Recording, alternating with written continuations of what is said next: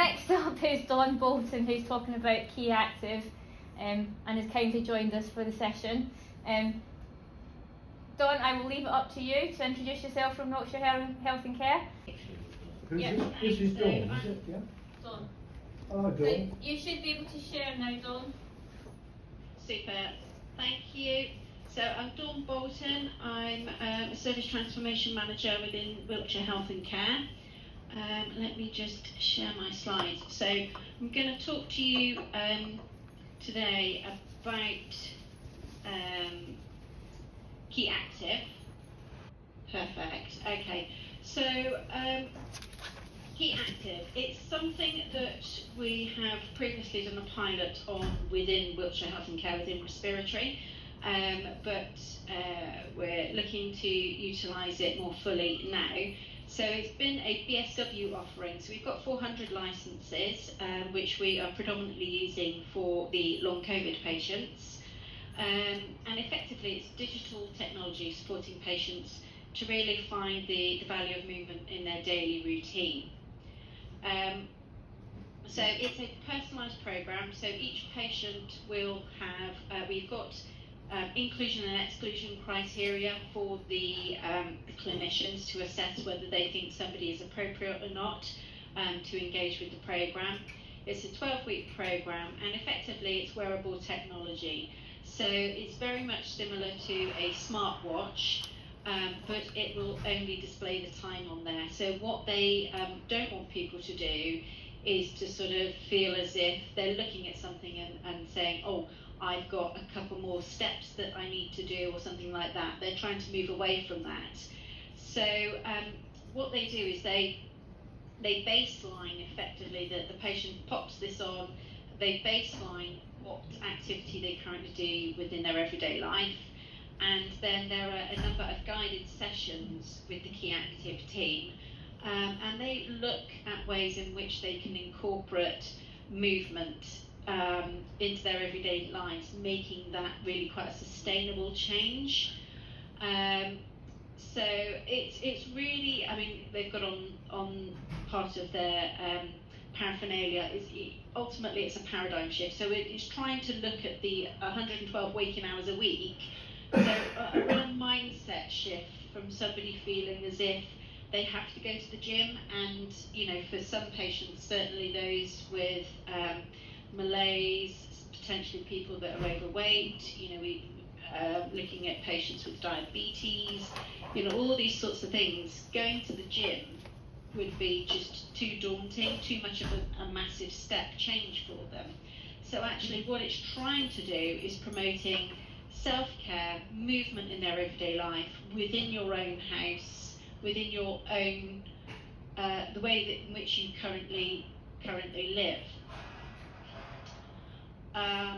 So it's, as I say, it's a 12-week programme, so there's just some graphics there that talk about it. Week 1 is once they've signed up, so the patients are identified by the clinician, and then they sort of are recommended to join the programme, and if they want to, it's then up to the individual to sign up for this. So the onus is really the inclusion exclusion criteria, make sure that they're clinically appropriate for it, but ultimately the only barrier to this is patient motivation. So the patient has to be motivated to want to make the change and start doing this. So week 1, getting the wearable, getting that on, setting it up, and really then week 2 is doing the baseline assessment. And then they have the 4 guided sessions with the personal mentor, looking at how they can incorporate more movement into their life. And it might be, you know, walking the dog, going for a walk in your lunch break, things like just going up and down. If you've got a toilet downstairs and a toilet upstairs, go upstairs to the toilet if you can, you know, making those sort of changes. You know, there was one case study where the patient sort of said that every time she had a cup of tea, the radio was always on, so she'd have a bit of a dance around the kitchen, and it's amazing how much a bit of movement like that when you're cooking or when you're making a cup of tea can just really start to get your body moving a bit more. And for patients that are very sedentary, those sorts of changes are just really manageable and really sustainable for them. So that's the process flow that we've got. So as you can see down here on the bottom left, it might all be a bit small for you, so I'll talk you through this. So this is predominantly for, actually this is the generic one, so this isn't specifically aimed at long COVID. So within Wiltshire Health and Care, we've also bought some additional licenses, and we're looking at respiratory patients and the diabetes patients as well. But the BSW offering is for the long COVID patients.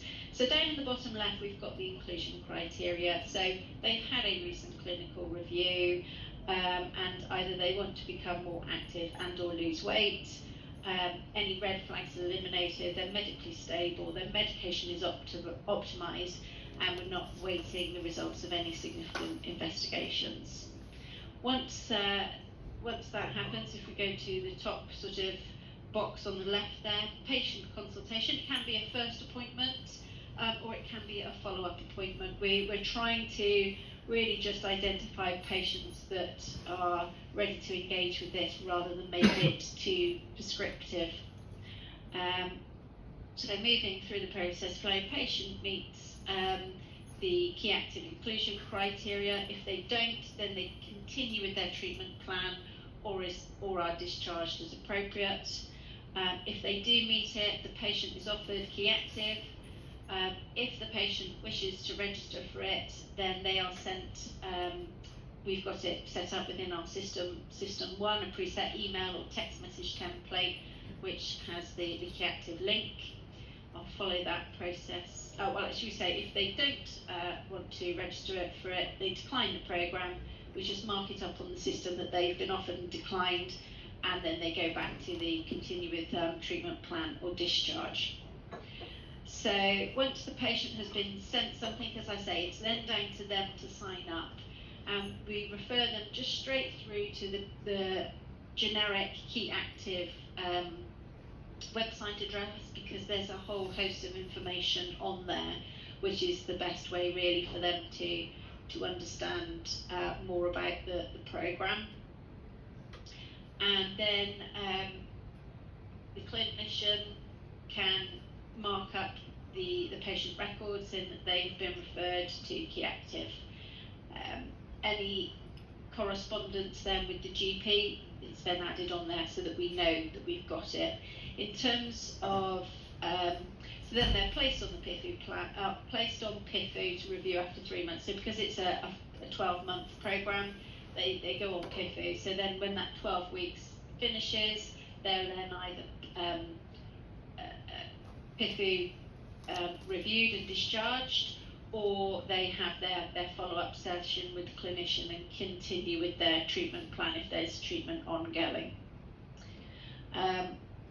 So in terms of what we actually do, what this tries to do is move as much of the responsibility away from the clinician, from the point of view that they are so busy, everybody's so busy at the moment. What we didn't want to do is that they had to have regular reviews with the patient to see how they're getting on, how they're progressing with the programme or anything like that. So it's very much led by the patient and key active review it and talk through it and any issues or anything like that. But because they're on a PIFU, obviously patient initiated follow-up, it means they can come back in with any queries they have about their actual health. And then on to the next slide. Again, this is just another sort of schematic around how it works. So they get the wearable and they then establish a baseline, and then they're up and running. There is then a dashboard, so any of the information that's being set up goes to a dashboard. So they use that to set their own personal goals, and then they've got the monitoring sessions. What they're typically seeing is that patients, once they settle down, most patients tend to send their data from their wearable to the dashboard, usually every other day or every 2 days. And then they're usually accessing the dashboard about twice a week just to review their progress. And when they've finished the 12-week program, they are able to continue to have the wearable and access the dashboard, and so on. So it doesn't stop. The only thing that will stop are the mentoring sessions at the end of the 12 weeks. But in terms of making this a sustainable change to their lives, the patients do have access to this right the way through. And indeed, in Gloucester, where they've been running with this for quite a while, they've got some patients that have been regularly, continuing to upload their data and review their dashboard, and have been on this now for 18 plus months. So a really good sort of way to keep the momentum going for those that want it. Some use this as a stepping stone and then get themselves a bit more active and stronger, and then do away with this, but are then joining up and joining gyms or going back to dance classes or whatever it is. So all of those sorts of goals really are part of the mentoring sessions that they have with the key active mentors over those 12 weeks. And the last slide I've got, there we go. So absolutely, if anybody wants to find out a bit more about it from our perspective, you can contact me, that's my email address there. But equally, Tommy, who is the CEO of Key Active, he's really keen to speak to anyone about it. So you could always go onto the Key Active website there, and there's a contact us form on there. So if anybody was sort of interested in following it forward in that respect. Has anybody got any questions for Dawn? I've got a question, if I may. Yeah. Dawn, thank you. My name's Terry. I Hi, found Terry. that brilliant because I despise the fanaticism around counting 10,000 steps. I refuse to turn the technology on. I refuse to look at it. It totally demotivates me. I don't like. This sounds such a fantastic thing to really engage in meaningful you go online, people are telling people how to cheat, and if you sit down and do this, how it will measure you if you put it in your pocket. What's the point? Whereas this is entirely meaningful, and I would love. I mean, I'm certainly going to have a look at the website, as you say. But what a fantastic thing to potentially share and inspire others to explore, because this is such important, meaningful rehab over waking hours, not that 1 to 2 hours. I think it's such an important mindset change. So my ask to you, Dawn, is would you possibly pledge to share a synopsis of this work on the FAB website for others to get inspired by this, please? I'm sure we could, yeah. That would be amazing. Thank you. Maybe get some case studies or something put together. Yeah, be awesome. Yeah. Thank you. Yeah, and I think it's so true what you're saying. For some people, with our patients with long COVID, they might have been extremely active people before this. In fact, I know somebody from my running club who has just been wiped out with it, and is now she's going to the breathing classes with the English opera, so they help people really re-inflate their lungs effectively. And for someone like that, it's back to basics, and it's almost coaching them again back to forget where you were, pre-COVID. Yes, your body might have been fit and active, but actually your fatigue, your muscle wastage, everything is just gone. So what's realistic to you as an individual? And you know, everybody's completely different and coming at it from different starting points. So I think those kind of baseline assessment of what are you already doing that's active, and then when they look at that and say, okay, you know, each day around this sort of time you appear to be a bit more active, tell us what's happening there. And it's, oh well, I go and I walk down the road at lunchtime and pick up my sandwiches, you know. And it's those sorts of things where they say, okay, well, could you do maybe a slightly bigger loop back next time, or you know, could you park at a different car park to pick your car up in the mornings and the evenings? Those sorts of things, just to explore all the options with that individual. No, it's so creative. It's fantastic. Thank you for sharing that with us. Dawn, what can I ask? What is the referral criteria in the first place? So for us at Wiltshire Health and Care and for BSW wide, and I think actually it goes across the region. So it is, if I go back up, effectively it's this corner at the bottom left there, around somebody that would benefit from either being more active or wanting to lose some weight, or lose some weight. But even if they're, you know, they have a good BMI, but they're part of the long COVID service, but they actually are just struggling to have the strength and get over fatigue, then they would be a good patient that would be referred to this. So basically we look at it more in terms of an inclusion exclusion rather than you know, a referral process. But all of these patients are already referred or on the long-term conditions caseload with you're in the system Wiltshire somewhere. Health and Care.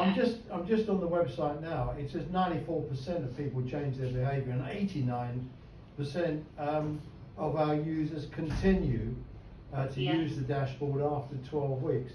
I mean, that's really high, 89% after 12 weeks. Yeah. Yeah, it's phenomenal. It's been really well received, and I think it is because you don't have to go to the gym, you know, 3 times a week and blast for an hour or whatever. It's actually, depending on where you are, small incremental steps make a massive difference, and are so much more sustainable as well. And this is a contract you have with them. And can you have as many patients as you like, or is it limited? Yes. I mean, within Wiltshire Health and Care, we've got, so there are 400 licences been procured across BSW, and then so that's sort of shared across them. And then within Wiltshire Health and Care, we had another 200 which we wanted to share with our respiratory patients and our diabetes patients as well. So lots of options really around anyone that's looking to make that change. We're looking to put them through this programme. And what are the wearables like? Is it like a wristwatch or something, or? Yeah, effectively, yeah. I haven't got a picture of one, but yeah, it's just like a very, very small black wristwatch, and it just tells the time on it, so it's not sort of intrusive, and like I say, you can't see anything else on there because they don't want you to. They want you to think about the movement rather than focusing on steps. Thank you very much. Is that okay? Yeah, it's brilliant. Very interesting. Thank If you you. think of anything, like I say, you've got my email there. And I speak regularly with Tommy, the CEO of Key Active. So if you've got any queries that I certainly can't answer, then I can pass those on to Tommy as well. Good. Thank you very much. Thank you very much, Dawn. All right. So enjoy the rest of your day. Thank you everybody else that is joining us.